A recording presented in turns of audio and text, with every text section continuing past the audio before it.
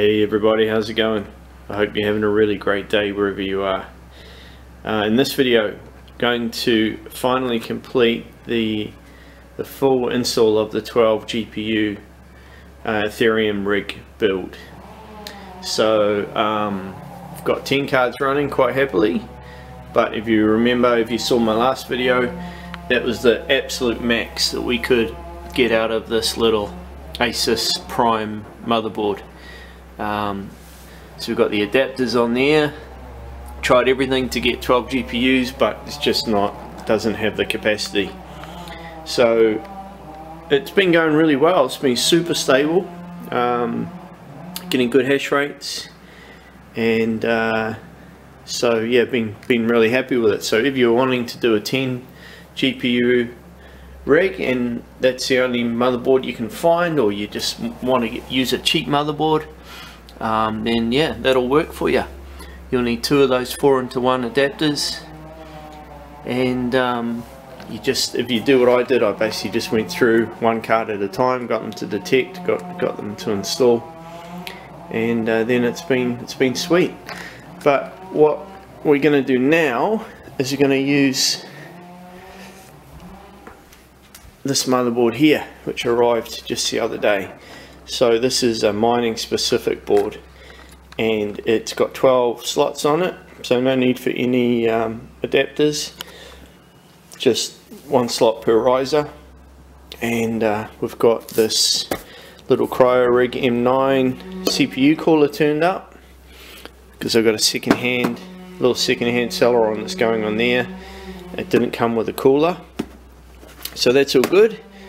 And then that motherboard there, which is the one you've just seen in the other rig, the H570 Plus, is going to go over into this build here, which is going to be a Ravencoin rig that I am putting together with these guys, Gigabyte 3060s.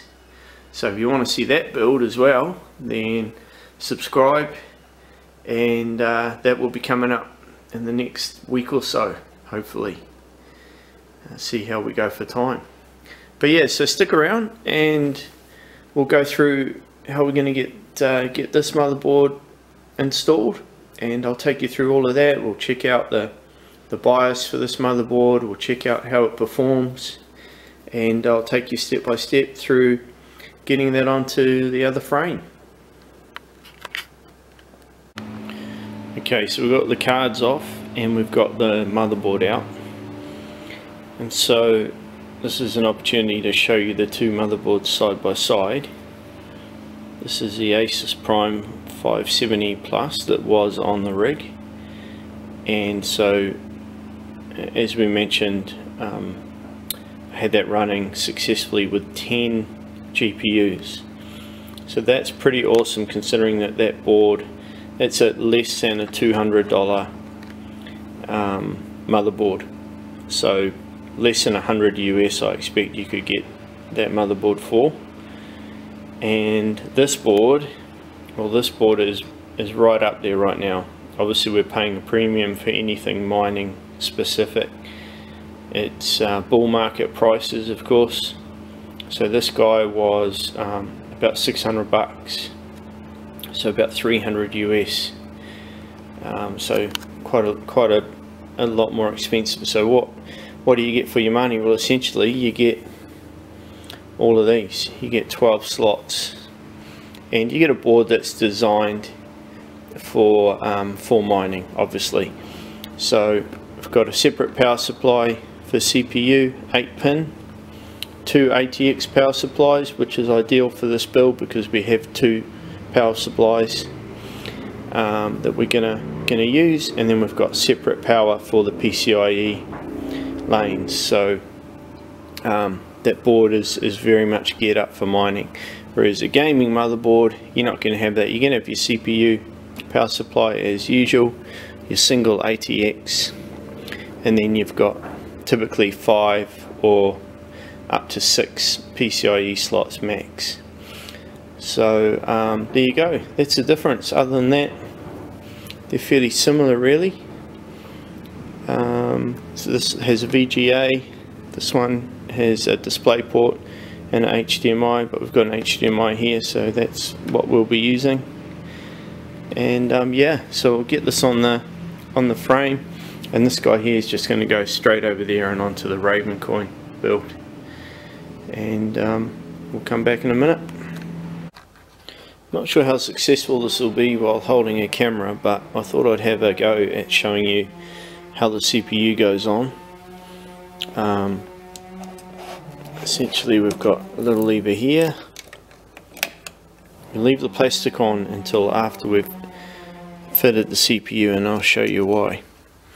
So you've got a little, if you can see it, man, it might be hard. You've got a tiny arrow in one corner of the CPU, and you've got a tiny arrow on the motherboard. So you want to line those up and ever so carefully drop the CPU into there, and it has to be oriented correctly for it obviously to work. This just folds down, and then our clip goes back like that, and then the plastic cover releases. As easy as that. So that's the board ready to go on. We've got the memory installed, the CPU and the cooler fan. Power button's on, and what I did, it goes into this pin here, which you can just find in the instruction manual, and I just taped the power cable underneath there, just of course being careful not to put it on any of the steel spikes where it could potentially cause a short, but other than that, it just keeps it out of the way. And now the board is ready to bolt down into the frame, and it just sits on the little standoff lugs like that.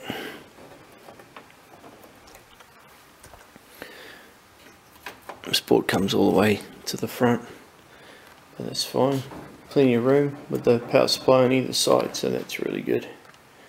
So we'll get that bolted down. Okay, motherboard on, power supplies in, cables.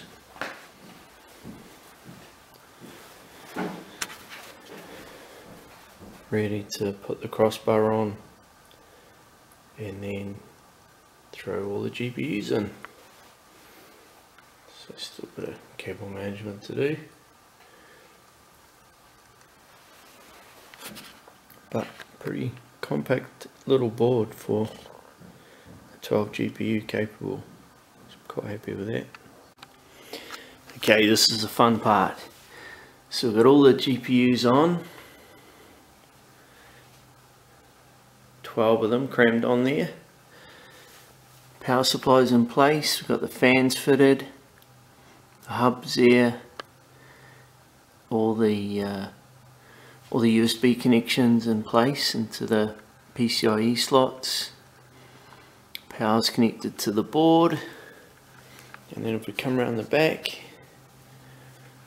you can see you've got all the power connections to the GPUs in place. So even with two power supplies, you don't have enough sockets in the back, enough ports to run a PCIe connection power cable to each of the risers and each of the cards, of course. So what you need to do is use some of these PCIe splitters, which you can get from almost anywhere. Amazon, AliExpress, your local mining shop if you want to. And so there's a couple of different types. They're fairly standard, I guess, but I'll just show you one small but relatively important difference, and that is the thickness of the cables. So you can get 18 gauge is a common size, and then 16 gauge, so just slightly thicker. And of course, if you don't know already, the lower the gauge, the thicker the cable. So 16 gauge is thicker than 18, and then all the way up to 0 gauge, which is about the thickness of your thumb, and you might use that for powering a big powerful amplifier or something like that. But for purposes of mining, these will be your most common sizes, probably your 16 and your 18. And so the 16 is perfectly fine for powering the risers, and then the 18 is great for powering the cards. So that's what I've done here. I've used the slightly thinner ones for powering the risers, and then the thicker ones for powering the cards. These are not uber powerful cards anyway. They're not drawing huge current like a 30 series card would do. So these are fine. It's a little tricky getting the cables to sit neatly. I've seen some builds where guys have custom made their own cables, braided cables and that sort of thing, and it looks really great, and I'm going to have a go at that in an upcoming video. But for now I'm just using what I've got, and this will work fine. It's just aesthetically it's not quite as nice as what I would like it to look around the back. Bit of a bird's nest, but you can see what I've done there. I've just tried to neatly route the USB cables and the power cables as best I could without getting them all tangled up. So I'll tie those back a little bit more with some cable ties, but that should be all good to go. So one other thing to mention is that this motherboard, the BIOSTAR motherboard, doesn't have an RGB connection on it, so you can't connect the fan hubs to it. It's not a big deal, they'll still run just fine, but they just won't be synchronized with the motherboard like they might be on a newer RGB capable motherboard. So you know, you won't get all the flashing lights and things synchronized with the CPU. So it's not a big deal really, but if you're into that, it's just something to be aware of. But other than that, it's all good. Next step is to plug it into a keyboard video mouse and boot it up, and then we'll check out the BIOS settings and get Windows on there and get it running and see how this baby hashes. So I'll be back after plugging it all in. Okay guys, check it out. We are hashing away, and that was actually super painless. So normally if you were treating this as a new build, you'd boot to a USB key with Windows installer on there, get your Windows installed, then you'd have to get your LAN drivers on so you could get connected to the internet and download the rest of your drivers, do all your updates and all the rest of it. But because I was using an SSD, reusing an SSD from my last build where I had 10 GPUs on this rig but with a different motherboard, but I've just reused that same SSD hard drive and plugged it in, and it booted straight up. So the LAN drivers and everything worked. So all I've had to do was go through and do a Windows update, and that updated all the drivers for the system drivers, and got those all in sync with what's on the new motherboard and what's required for this motherboard.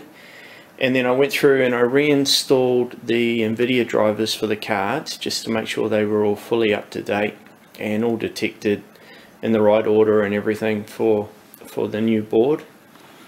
What else did I do? I went into the BIOS and just set all the PCIe speeds to Gen 1. Now you don't have to do that, you can just leave them all on auto, and 9 times out of 10 that'll work. But I just like to manually set them to Gen 1 so that I know that's been done, and it's one less thing to have to troubleshoot if any of the cards don't detect or don't start up or anything like that. And what else happened? So one of the risers was faulty, DOA, one of the riser cards. It's not unusual, so I just swapped that out for another one, and then that was fine. We were up and running, and so as you can see, we've got 12 cards, they're all hashing away. About 31 point, what would I say, 31.5 I guess is the average. Out of the 12 cards, you can see the temps are nice and low, everything's green. The highest temperature there is 65 degrees for the middle card, which as you would expect, they tend to get the hottest in the middle of the stack around here, but I mean 65 degrees is nothing, that's totally fine. Power draw, between 60 and 76, again really good. Love these 1660 super cards, they're very efficient. And you can hear the other thing, hear how quiet that is. That's 12 cards, you can barely hear it. I don't even have to raise my voice, so I mean that's pretty good, quite happy with that.